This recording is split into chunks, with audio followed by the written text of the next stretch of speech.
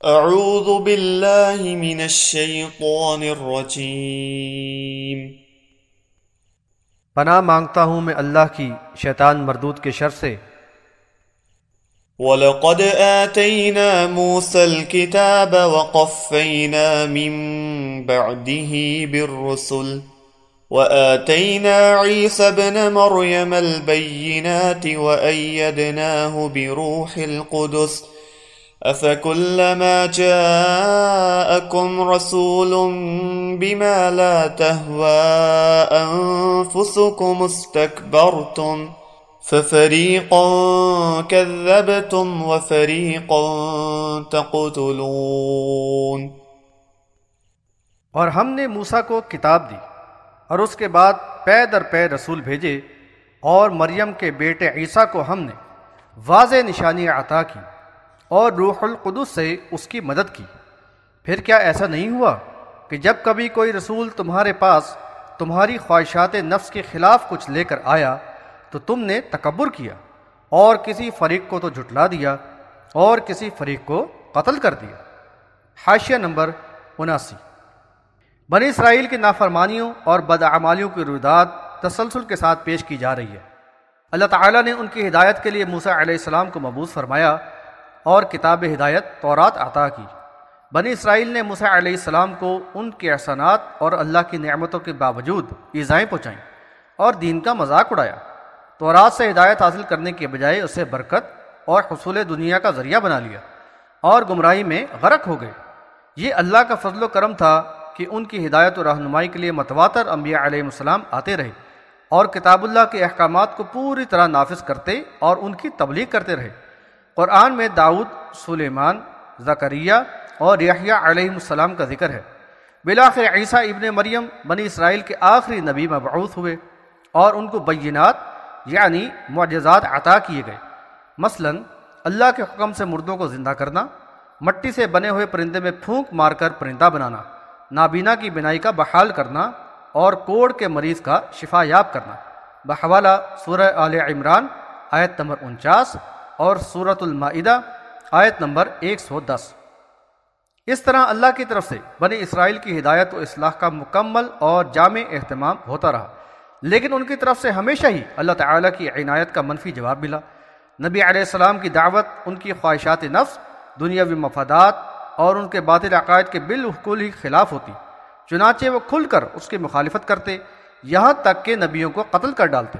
ان ظالموں نے عیسیٰ علیہ السلام کو سولی پر چڑھانے کی کوشش کی، لیکن اللہ تعالیٰ نے ان کے منصوبے کو خاک میں ملا دیا اور عیسیٰ علیہ السلام کو زندہ آسمان پر اٹھا لیا، بحوالہ سورۃ النساء آیت نمبر 158۔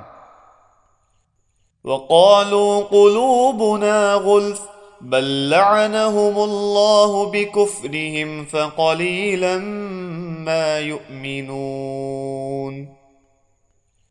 اور وہ کہتے ہیں کہ ہمارے دلوں پر غلاف ہے، بلکہ اللہ نے ان کے کفر کے سبب ان پر لعنت کی ہے، لہذا ان میں تھوڑے ہی ایمان لاتے ہیں۔ حاشیہ نمبر 80۔ اب اللہ کے آخری رسول صلی اللہ علیہ وسلم کی دعوت حق پر لاجواب ہو کر کہتے ہیں کہ ہمارے دلوں پر غلاف ہے، یعنی ہمیں نہ سمجھاؤ، ہم اپنے عقیدے میں پکے ہیں، معاذ اللہ۔ دعوت حق اور پیغام ہدایت سے کیسے بیزار ہیں بد نصیب، ان کی اس روش پر اللہ کی لعنت ہے اور وہ قبول حق کی صلاحیت ہی سے محروم ہو گئے ہیں، سوائے چند خوش نصیبوں کے جیسے عبداللہ بن سلام رضی اللہ عنہ۔ وَلَمَّا جَاءَهُمْ كِتَابٌ مِّنْ عِندِ اللَّهِ مُصَدِّقٌ لِّمَا مَعَهُمْ وَكَانُوا مِن قَبْلُ يَسْتَفْتِحُونَ عَلَى الَّذِينَ كَفَرُوا فَلَمَّا جَاءَهُم مَّا عَرَفُوا كَفَرُوا بِهِ فَلَعْنَةُ اللَّهِ عَلَى الْكَافِرِينَ۔ اور اب جب کہ اللہ کی طرف سے ایک کتاب ان کے پاس آ گئی ہے جو اس کتاب کی تصدیق کرتی ہے جو ان کے پاس موجود ہے، حالانکہ پہلے وہ خود کفار کے مقابلے میں فتح و نصرت طلب کیا کرتے تھے، لیکن جب وہ رسول ان کے پاس آ گیا جسے انہوں نے پہچان لیا، پھر بھی وہ اس کے منکر ہو گئے، تو کافروں پر اللہ کی لعنت ہو۔ حاشیہ نمبر 81۔ نبی صلی اللہ علیہ وسلم کی بعثت سے قبل بنی اسرائیل ان کا ذکر کیا کرتے تھے۔ ان کا گمان تھا کہ نبی بنی اسرائیل ہی میں آئے گا اور پھر انہیں غلبہ اور اقتدار حاصل ہوگا۔ اب جبکہ آخری رسول صلی اللہ علیہ وسلم بنی اسماعیل میں مبعوث ہوئے تو ان کی عصبیت کی آگ بھڑک اٹھی اور انہوں نے کفر کی روش اختیار کر لی، حالانکہ اس نبی صلی اللہ علیہ وسلم پر نازل شدہ کتاب ان کی کتاب کی تصدیق کرتی ہے، اور وہ اپنی کتاب کے علم اور اس میں بیان کردہ علامات نبوت سے اس نبی کو بخوبی پہچانتے بھی ہیں۔ بئس ما اشتروا به أنفسهم أن يكفروا بما أنزل الله بغيا أن ينزل الله من فضله على من يشاء من عباده فباءوا بغضب على غضب وَلِلْكَافِرِينَ عَذَابٌ مُّهِينٌ۔ بہت ہی بری ہے وہ چیز جس کے بدلے انہوں نے اپنے آپ کو بیچ ڈالا، اور جو اللہ نے نازل فرمایا ہے اس کا کفر کرتے ہیں، محض اس ضد کی بنا پر کہ اللہ اپنے بندوں میں سے جس پر چاہتا ہے اپنا فضل فرماتا ہے، لہذا یہ غضب بالائے غضب کے مستحق ہو گئے، اور ان کافروں کے لیے رسوا کن عذاب ہے۔ حاشیہ نمبر 82۔ بنی اسرائیل کتاب کے علم اور اس میں دی گئی آنے والی نبی کی بشارت کے باوجود ضد اور ہٹ درمی کے ساتھ کفر کی روش پر کمر بستہ ہیں۔ ان کو دنیاوی مفادات زیادہ عزیز ہیں، اور ان میں ضد و تعصب کی نفسیات بھی کار فرما ہے کہ نبی ہماری قوم سے کیوں نہ آیا، اور بنی اسرائیل سے یہ منصب چھین کر دوسری قوم کو کیوں عطا کیا گیا۔ یہ عوامل قبول حق کی راہ میں شدید رکاوٹ تھے۔ کیا ان کو اس پر اعتراض ہے کہ اللہ نے اپنی مرضی سے یہ فیصلہ فرما دیا؟ ان کو بتایا جا رہا ہے کہ اپنے آپ کو شیطان کے حوالے کر کے اور خواہشات نفس کی پیروی کو زندگی کا مدار ٹھہرا کے انہوں نے بہت ہی بری کمائی کی ہے، اور اخروی فلاح کو قربان کر کے اپنے آپ کو غضب پر غضب کا مستحق ٹھہرا لیا ہے۔ پہلے ہی اللہ کی نافرمانی، خون ریزی، آپس میں ایک دوسرے کو گھروں سے بے گھر کرنا اللہ کے غضب کو بھڑکانے کے لیے کیا کم تھا، جو اب ہٹ درمی اور ضد کے ساتھ نبی صلی اللہ علیہ وسلم کا انکار کر کے غضب برائے غضب کے مستحق بن گئے ہیں۔ ایسے کافروں کے لیے رسوا کر دینے والا عذاب تیار کر لیا گیا ہے۔ وَإِذَا قِيلَ لَهُمْ آمِنُوا بِمَا أَنزَلَ اللَّهُ قَالُوا نُؤْمِنُ بِمَا أُنزِلَ عَلَيْنَا وَيَكْفُرُونَ بِمَا وَرَاءَهُ وَهُوَ الْحَقُّ مُصَدِّقًا لِمَا مَعَهُمْ قُلْ فَلِمَ تَقْتُلُونَ أَنبِيَاءَ اللَّهِ مِن قَبْلُ إِن كُنتُم مُؤْمِنِينَ۔ اور جب ان سے کہا جاتا ہے کہ اللہ نے جو کتاب نازل کی ہے اس پر ایمان لے آؤ، تو کہتے ہیں کہ ہم تو اسی پر ایمان لاتے ہیں جو ہم پر نازل کی گئی ہے، اور جو اس کے سوا ہے وہ اس کا کفر کرتے ہیں، حالانکہ وہ کتاب حق ہے اور جو ان کے پاس ہے اس کی تصدیق کرتی ہے۔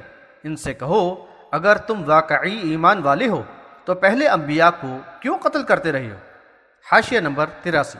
بنی اسرائیل کی انتہائی غیر سنجیدہ اور عیارانہ روش پر تبصرہ کیا گیا ہے۔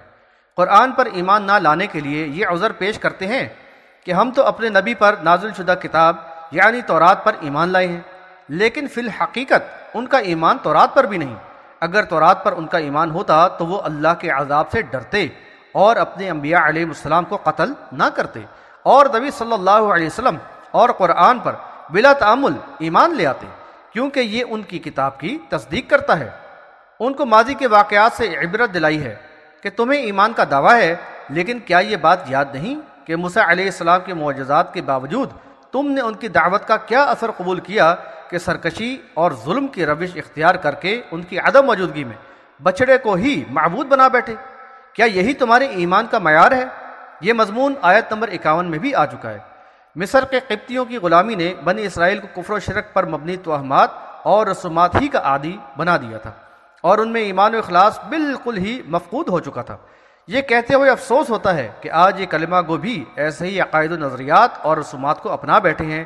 چنانچہ وقتاً فوقتاً نبی اور ولی کا دنیا کے معاملات میں شامل ہونا، جن و آصیب کا بچوں اور خواتین پر اثر انداز ہونا، ستاروں اور سیاروں کا لوگوں کی قسمت کو بنانا یا بگاڑنا، تعویذات، کڑے چھلے وغیرہ میں نفع نقصان کا عقیدہ ہونا ان کے ایمان کا حصہ ہے۔ انہوں نے ان عقائد و رسومات کو اپنی کمائی کا ذریعہ بنایا ہوا ہے۔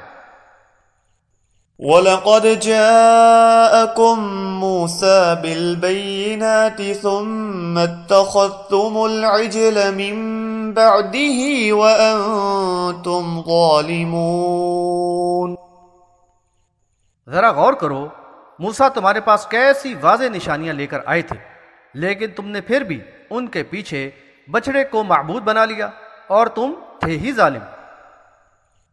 وَإِذْ أَخَذْنَا مِيثَاقَكُمْ وَرَفَعْنَا فَوْقَكُمُ الطُّورَ خُذُوا مَا آتَيْنَاكُمْ بِقُوَّةٍ وَاسْمَعُوا قَالُوا سَمِعْنَا وَعَصَيْنَا وَأُشْرِبُوا فِي قُلُوبِهِمُ الْعِجْلَ بِكُفْرِهِمْ قُلْ بِئْسَ مَا يَأْمُرُكُمْ بِهِ إِيمَانُكُمْ إِن كُنتُم مُؤْمِنِينَ۔ اور یاد کرو جب ہم نے تم سے پختہ عہد دیا اور طور کو تمہارے اوپر اٹھا دیا اور تاکید کی کہ ہم نے جو احکامات تمہیں دیے ہیں انہیں مضبوطی سے تھامے رہو اور سنو اور اطاعت کرو، تو انہوں نے کہا کہ ہم نے سنا اور نافرمانی کی۔ دراصل ان کے کفر کے سبب ان کے دلوں میں بچڑا ہی رچ بس گیا تھا۔ ان سے کہو کہ تمہارا ایمان تو تمہیں بہت ہی برا حکم دے رہا ہے اگر تم واقعی ایماندار ہو۔ حاشیہ نمبر 84۔ اس سے قبل آیات نمبر 63 اور 84 میں بنی اسرائیل کے میثاق کا ذکر آ چکا ہے۔ طور کو ان کے اوپر معلق کر کے پرہیبت ماحول میں تورات کے احکامات کی پوری طرح پیروی کرنے کا پختہ عہد دیا گیا تھا، لیکن اس غیر سنجیدہ اور عذاب الہی سے بے خوف قوم پر اس کا اثر ذرا بھی دیر پا ثابت نہ ہوا۔ ان کو سمع و طاعت یعنی سن کر اطاعت کرنے کی تاکید کی گئی تھی، لیکن یہ تو ایمان والوں ہی کی صفت ہوتی ہے، جبکہ بنی اسرائیل اور ان کے علماء و مشائخ تو ایمان کا مذاق اڑانے والے، احکامات کو سن کر بدل ڈالنے والے، کتاب میں تحریف کرنے والے تھے۔ ان کی شان تو سمعنا و عصینا یعنی سن کر نافرمانی کرنا ہی تھی۔ بچڑے کی پوجا کا روگ جس قوم کے رگ و پے میں سرایت کر چکا ہو، بھلا اس سے اس کے سوا اور کیا امید ہو سکتی ہے؟ ان کا احساس بیدار کرنے کے لیے کہا جا رہا ہے کہ اے ایمان کے دعوے دارو، بھلا یہ کیسا ایمان ہے جو تمہیں کفر اور فسق و فجور پر اکساتا رہا ہے؟ بہت ہی بری ترغیب دے رہا ہے تمہارا ایمان۔ بنی اسرائیل کی تاریخ میں صحابہ کرام رضوان اللہ علیہم اجمعین کے لیے عبرت کا سامان تھا، اور آج بھی ان کے نقش قدم پر چلنے والوں کے لیے بڑی نصیحت ہے۔ قل إن كانت لكم الدار الآخرة عند الله خالصة من دون الناس فتمنوا الموت إن كنتم صادقين۔ ان سے کہو کہ اگر اللہ کے نزدیک آخرت کا گھر اور لوگوں کے بجائے تمہارے ہی لیے مخصوص ہے تو پھر موت کی آرزو تو کرو اگر تم سچے ہو۔ حاشیہ نمبر 85۔ اس سے قبل آیت نمبر 80 کی تشریح میں بھی اس پر بحث کی گئی ہے۔ بنی اسرائیل اس زعم باطل کا شکار تھے کہ وہ اللہ کے محبوب و پسندیدہ بندے ہیں، بحوالہ سورۃ الجمعہ آیت نمبر 8۔ چنانچہ وہی سب سے زیادہ جنت کے حقدار ہیں۔ ان کے اس نسلی تفاخر پر زبردست چوٹ لگائی گئی ہے، اور ان کو چیلنج دیا گیا ہے کہ اگر واقعی تم اس دعوے میں سچے ہو تو موت طلب کرو، موت کے نام سے کیوں گھبراتے ہو؟ فرمایا کہ وہ ہرگز ایسا نہ کریں گے، کیونکہ وہ دار آخرت کے متمنی نہیں بلکہ دنیا اور اس کی لذتوں پر ہی مر مٹے ہیں، اور ان کی دوڑ دھوپ کا محور و مرکز دنیا اور اس کے مفادات ہیں۔ وَلَن يَتَمَنَّوْهُ أَبَدًا بِمَا قَدَّمَتْ أَيْدِيهِمْ وَاللَّهُ عَلِيمٌ بِالظَّالِمِينَ۔ اپنے کرتوتوں کی وجہ سے وہ کبھی بھی موت کی تمنا نہ کریں گے، اور اللہ ظالموں کو خوب جانتا ہے۔ وَلَتَجِدَنَّهُمْ أَحْرَصَ النَّاسِ عَلَى حَيَاةٍ وَمِنَ الَّذِينَ أَشْرَكُوا يَوَدُّ أَحَدُهُمْ لَوْ يُعَمَّرُ أَلْفَ سَنَةٍ وَمَا هُوَ بِمُزَحْزِحِهِ مِنَ الْعَذَابِ أَن يُعَمَّرَ وَاللَّهُ بَصِيرٌ بِمَا يَعْمَلُونَ۔ اور اے نبی، تم ان کو سب سے زیادہ زندگی کا حریص پاؤ گے، حتیٰ کہ مشرکوں سے بھی زیادہ۔ ان میں تو ہر ایک یہی چاہتا ہے کہ وہ 1000 برس جیے، حالانکہ اس کا اتنی عمر دیا جانا اسے عذاب سے بچانے والا نہیں، اور اللہ دیکھ رہا ہے جو کچھ یہ کرتے ہیں۔ حاشیہ نمبر 86۔ ان آیات میں قوم یہود کی نفسیات، ذہنی و قلبی کیفیت بیان کر دی گئی ہے۔ بتایا گیا ہے کہ یہ دنیاوی زندگی کے ایسے حریص اور اس کی آسائشوں کے ایسے دیوانے ہیں کہ ان میں سے ہر ایک اس بات کا آرزو مند ہے کہ اس کو 1000 سال کی طویل عمر ملے تاکہ یہاں کی آسائشوں سے خوب لطف اندوز ہو سکے، لیکن وہ اس حقیقت سے صرف نظر کیے ہوئے ہیں کہ عمر خواہ کتنے ہی طویل کیوں نہ مل جائے، لیکن انجام کار تو جہنم کے عذاب کا ذائقہ چکھنا ہی ہوگا۔ اس سے مفر تو ممکن ہی نہیں۔ عام مشرکوں سے تقابل کرتے ہوئے بتایا گیا کہ وہ بھی دنیا کے طلبگار اور آخرت سے بیگانہ ہیں، اس لیے دعوت حق سے منہ موڑ رہے ہیں، لیکن یہ بنی اسرائیل تو دنیا پرستی میں ان سے بھی آگے بڑھ گئے ہیں۔ قرآن یہاں اور دیگر متعدد مقامات پر ہمیں بین السطور یہ پیغام دیتا ہے کہ دار آخرت کے سچے آرزومند اللہ کے مومن و متقی بندے اللہ کی رضا و مغفرت کے ذریعے اس کے حصول کے لیے کوشش کرتے ہیں، جہاد و قتال میں بڑھ چڑھ کے حصہ لیتے ہیں، وہ دنیا کی لذتوں میں گم ہو کر آخرت فراموشی کا انداز نہیں اختیار کرتے۔